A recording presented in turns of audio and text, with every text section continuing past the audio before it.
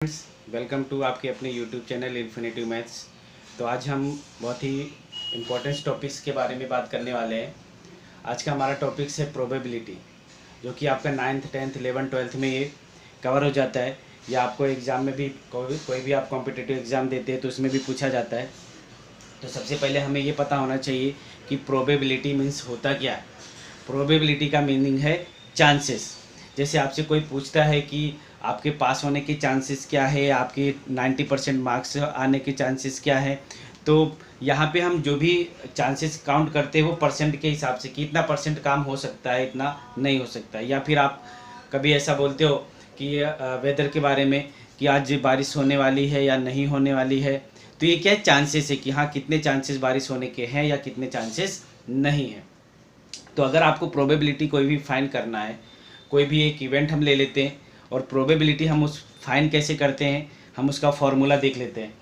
तो probability suppose करो हम यहाँ पे कोई भी एक इवेंट ले लेते हैं, इवेंट ई। अगर इस इवेंट ई का हमें प्रोबेबिलिटी फाइंड करना हो, so P of E, probability of event E, right, इसका फॉर्मूला है number of favourable outcomes of event E. Event E का जितना भी फेवरेबल आउटकम्स होगा वो divide by total number of event, या हम ऐसा कह सकते हैं total outcomes of the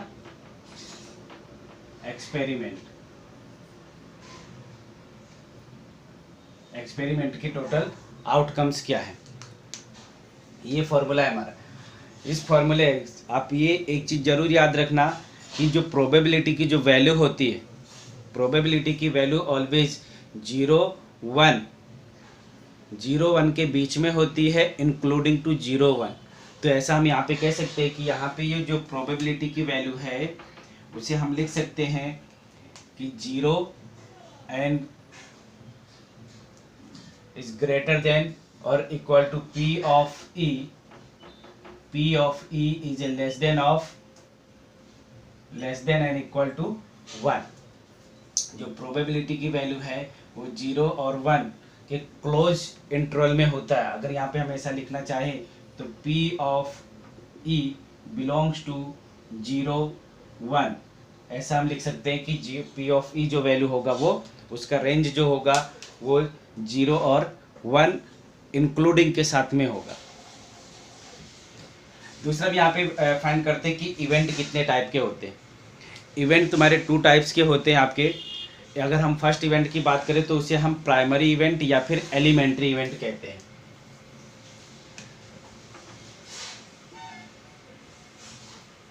elementary event कहते हैं।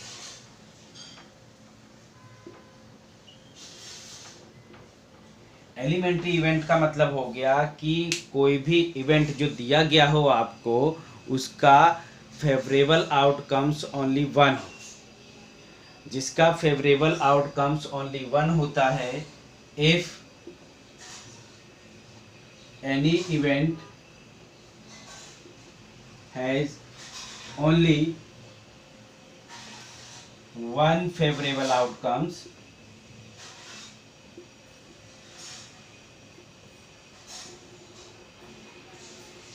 Is called elementary event. उसे हम एलिमेंट्री इवेंट कहते हैं। जैसे मैं यहाँ पे एक एग्जांपल लूँ, फॉर एग्जांपल यहाँ पे मैं ले लूँ नंबर 1 2 3 और मैं यहाँ पे बोलूँ कि ऐसा ऐसा नंबर फाइंड करो कि जो प्राइम भी हो और इवन भी हो। ऐसा नंबर, इन तीनों में से कोई भी एक नंबर ऐसा सिलेक्ट करो, या कोई भी नंबर सिलेक्ट करो इसमें जो इवन भी हो और प्राइम भी हो। तो अगर हम यहाँ पे फाइंड करते हैं तो 2 आ गया है। तो इसका जो हमने जो इवेंट बोला है उस इवेंट का 2 है, यानी कितना नंबर हो गया ये 1, यानी टोटल इसका फेवरेबल आउटकम्स जो है वो 1 है। इसी तरह से अगर हमें पूछा जाता है कि इफ़ यहाँ पे जितने भी नंबर से अलग अलग सभी को हम एलिमेंट्री इवेंट कह सकते हैं कि 1 अगर लिया जाए, चूज 1, चूज 2, चूज 3, इस तरह से अगर अलग अलग नंबर आप चूज करते हो तो इन तीनों का भी 1 1 1 आउटकम्स होगा, फेवरेबल आउटकम्स होगा।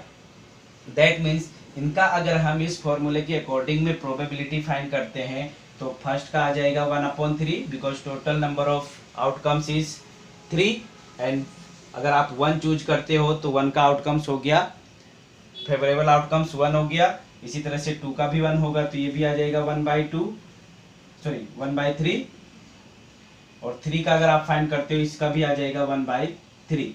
अगर इन सब का आप प्लस करते हो तो 3/3 फाइन होगा, दैट मीन्स ये हो गया 1। तो ऐसा हम कह सकते हैं the sum of all elementary, the probability of elementary event is 1। The sum of all elementary probability of elementary event is 1, right. कोई भी हमें एलिमेंट्री इवेंट दिया गया उन सब का अगर आप प्लस करते हो, टोटल प्लस करते हो सभी एलिमेंट्री का, तो आपको 1 फाइन होगा। इसी तरह से आपको सेकेंड दिया गया है, जो सेकेंड इवेंट होता है वो कॉम्प्लीमेंट्री इवेंट है। कॉम्प्लीमेंट्री इवेंट की अगर मैं बात करूं तो कॉम्प्लीमेंट्री इवेंट हम किसको कहेंगे?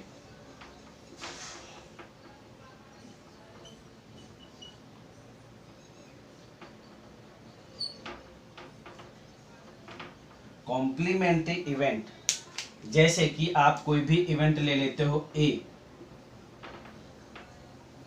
हमने यहाँ पे इवेंट ए ले लिया तो इसका जो कॉम्प्लीमेंट्री इवेंट होगा वो होगा नॉट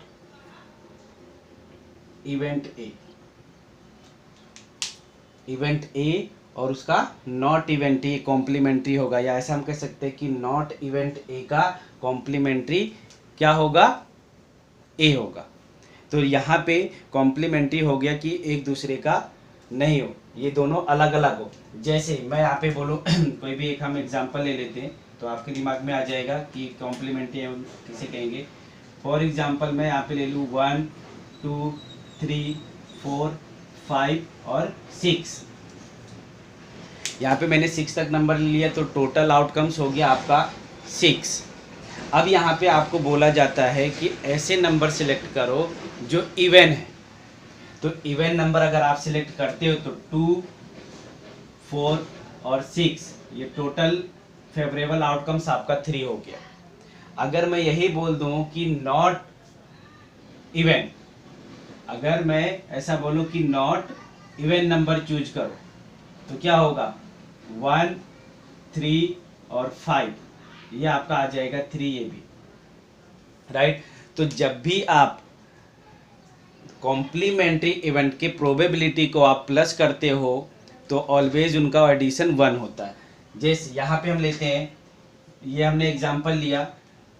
दूसरा हम इसे कॉम्प्लीमेंट्री इवेंट को लिखते कैसे हैं? सो पी ऑफ ए, सपोज करो कि हमने ए यहाँ पे एज्यूम किया हुआ इवेंट ए, तो P of A plus P of A bar, not a को, नॉट इवेंट ए को हम ए बार लिखते हैं, इज इक्वल टू 1।